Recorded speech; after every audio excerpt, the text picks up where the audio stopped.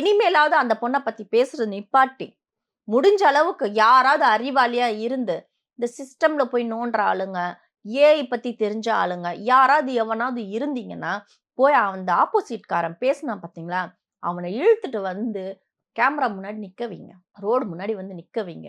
இவன் தான் அந்த பொறுக்கி, இவன் தான் அந்த வேலைய பார்த்தவன். டிபார்ட்மெண்ட் தான் பண்ணணும்னு அவசியம் கிடையாதே. டெக்னிக்கலா நெறைய விஷயங்கள் கத்து வச்சிருக்கீங்கல்ல. நெறைய விஞ்ஞானிகள் இருக்க தானே செய்றீங்க. வெட்டியா கமெண்ட்ல மட்டும் அந்த பாக்ஸ்ல வந்து காரி துப்ப தெரிஞ்சவங்க நீங்கலாம். கொஞ்சம் சர்ச் பண்ணி பாருங்க. எப்படி பிடிக்கலான்ட்டு. அந்த ஆள புடிச்சு அவன்லாம் எனக்கு கையில கிடைச்சான்னு வச்சுக்கங்களேன், பைல்வான்லாம் வந்து வாக்கிங் போகும்போது ரேகா நாயர் புடிச்சு நல்லா குடுத்தாங்க. அந்த மாதிரி ஜந்துலாம் நெறைய பேர் வாழ்ந்துட்டு இருக்காங்க உலகத்துல. எனக்குமே அந்த ஆள பார்த்தோன்னா அப்படி இருக்கும். ஆனா, இந்த மாதிரி ஒரு ஜந்து ஒரு வாய்ஸ் அனுப்பி ரிலீஸ் பண்ணான் பார்த்தீங்களா?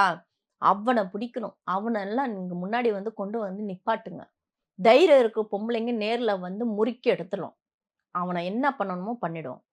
அந்த சட்டம் நம்ம கையில வந்து, "இந்தா நீங்க பண்ணிக்கங்க" அப்படின்னு ஒரு விஷயம் குடுத்தான்னு வச்சுக்கங்களேன், அந்த ஆள அப்படியே வெளுத்து வாங்கிடணும்.